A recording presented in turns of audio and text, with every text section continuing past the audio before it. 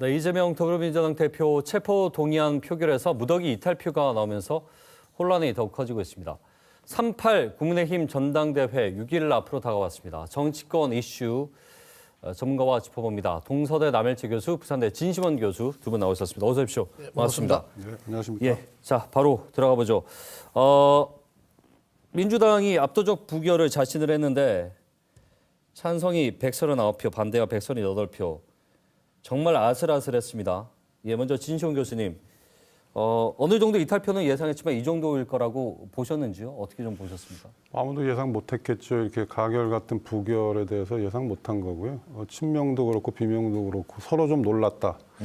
그래서 상황이 상황이니만큼 서로 간에 직접적인 갈등을 더 키우기보다는 앞으로 서로 간의 상황을 지켜보고 여론을 지켜보면서 약간 이 조정 국면을 좀 지내지 않을까. 네. 그 정도로 좀 충격적이지 않나 이런 생각입니다. 내 표수도 이 정도는 예측을 못하셨죠? 예측을 못한 거죠. 그렇죠. 예, 예. 서로 간에. 남일재 교수님은 어떻게 좀 보셨습니까? 마찬가지죠. 뭐 예측한 사람이 누가 없지 않겠나 생각되고요.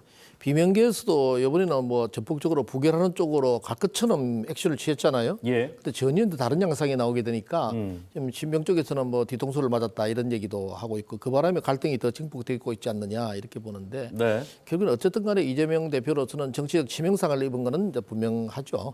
사실상 가결된 거나 같다 이렇게 예. 보는 것이 맞는 거죠. 그렇군요.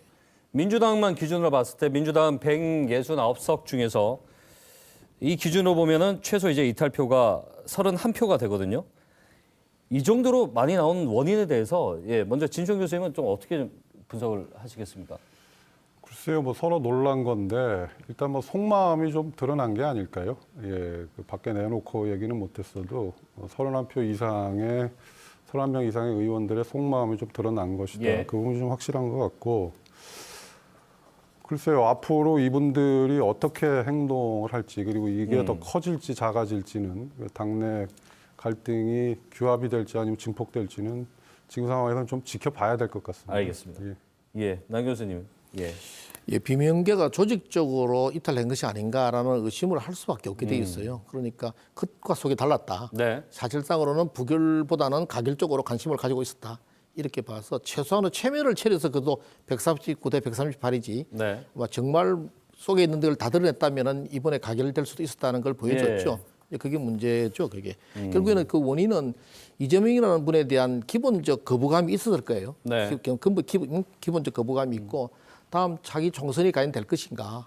한데 사법적 리스크와 총선을 연계시킬 때 비명계로서는 안 되겠다는 생각을 했을 것이고 뭐 그래서 아마 이번 차례에 당권 경쟁으로 오히려 들어가는 것 아닌가. 사실상 당권 경쟁 시작된 시발점이다 이렇게 볼 수밖에 없어요. 당내 개편이 충분히 논의가 가능한 예. 지점이 왔다. 주도권 싸움은 이제 안 할 수 없게 돼 있어요. 예, 표가 이 정도로 나왔으면 사실은 그 여당이 얘기한 대로 차라리 특권을 포기하는 게 나을 수도 있었겠다라는 얘기가 나올 정도로 이재명 대표 입지가 좀 불안합니다.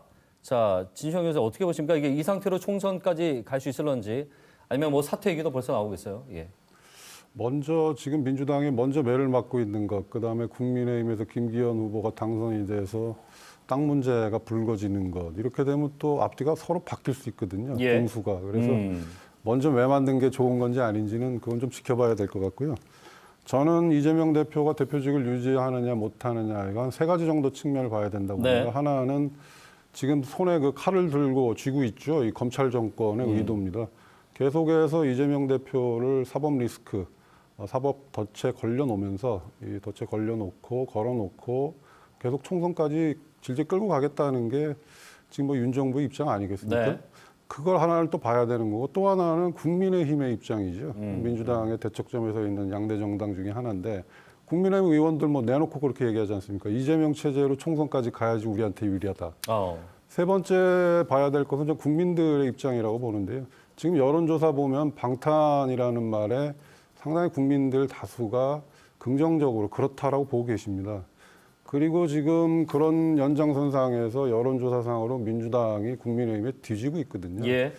그럼 이런 세 가지 입장을 봤을 때 객관적으로 본다면 이재명 대표가 어디까지 버틸 수 있을까?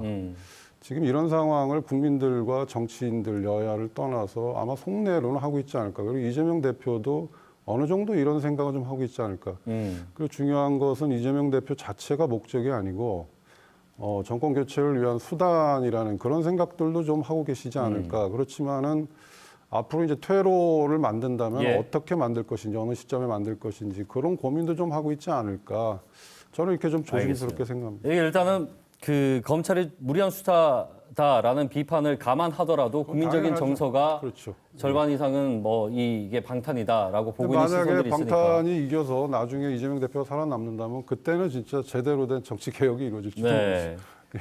지금 저 비명계를 색출하자. 그러니까 이 표가 어디서 이제 삐져나왔느냐. 그래서 소위 이제 개딸이라고 하는 민주당 내 강성 지지파가 움직이고 있단 말이죠. 이낙연 전 대표의 그 제명 작업도 들어갔고 이거 어떻게 좀 보십니까, 남인주 교수는? 개딸이라고 불리는 강성 지지자들의 행동이 이재명을 살리느냐 민주당을 살리느냐 어느 예. 쪽에도 도움이 되지 않는다는 건 다 자명한 사실일 거예요. 결국 그들이 오히려 이재명을 먼저 끌어내릴 수도 있는 빌미가 될 수도 있다. 예, 예. 이렇게 볼 수 있고요. 또 그렇다 가지고 이재명을 끌어내린 다음에 정 교수님 말씀하신 대로 그것이 과연 민주당에 좋을 것인가 그건 다시 한번 또 생각을 해봐야 되거든요. 예. 그 민주당 내에서 복잡한데 이 개딸들의 문제는 지금 어떻게 수습할 수 있는 단계는 아닌 것 같아요. 지금 뭐 이재명 대표가 나선다고 해야 될 것도 아니고 하나의 팬덤으로 자기들끼리 어떤 유령처럼 움직이고 있는 것이기 때문에 네네. 이재명 대표가 끌어내린 다음에 개딸이 개선될지 안 될지 그것도 모르겠습니다. 근데 일단은 그렇게 볼 수밖에 없는 거고요.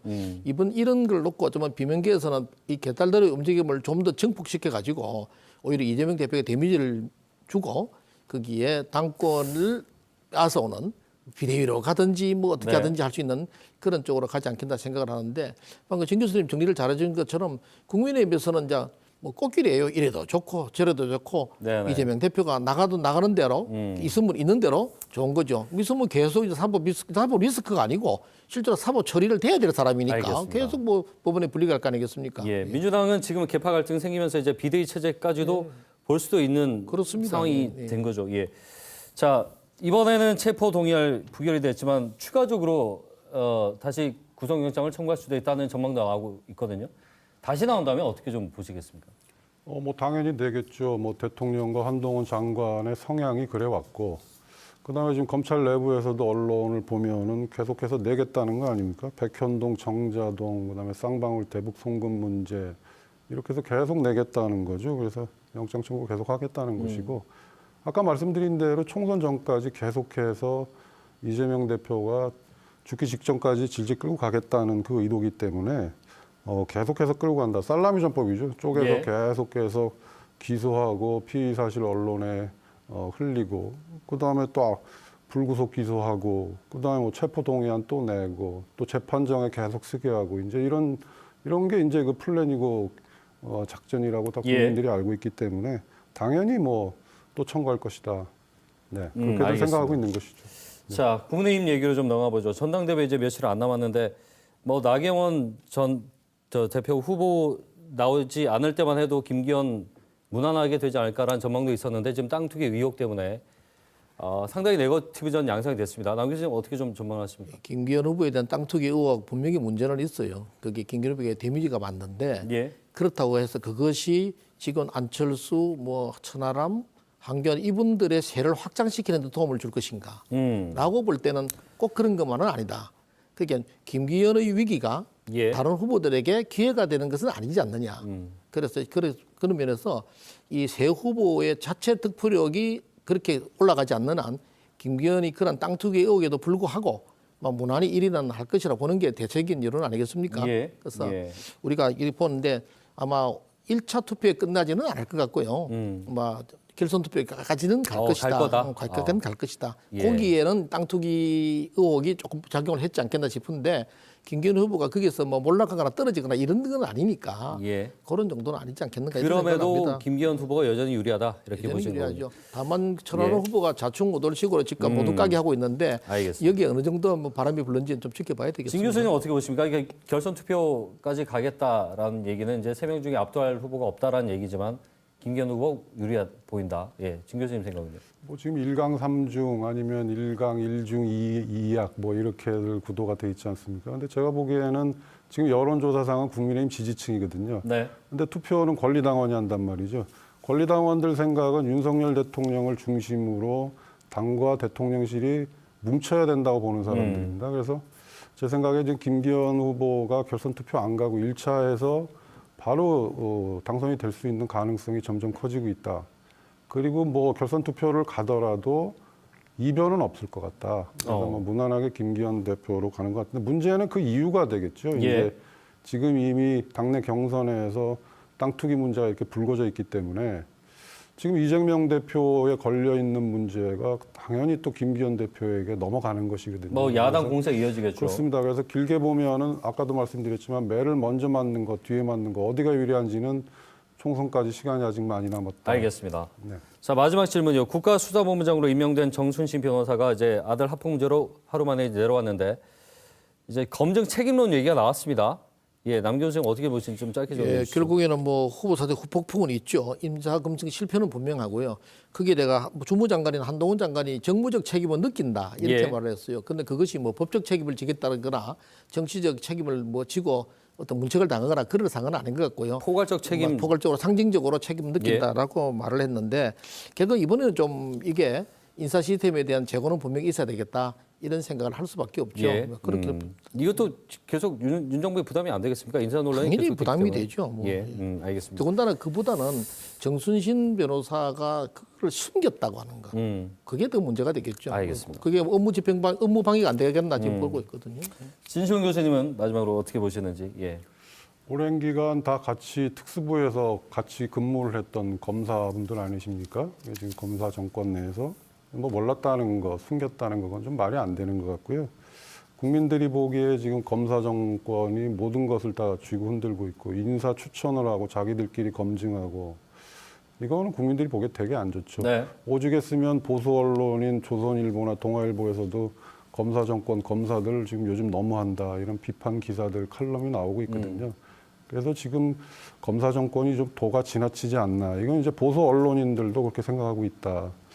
좀 그 부분을 좀 새겨 들어야 될 것 같습니다. 알겠습니다. 오늘 말씀 여기까지 두 분 듣겠습니다. 고맙습니다. 예. 네, 감사합니다. 감사합니다. 남일재 교수, 진시원 교수와 함께했습니다.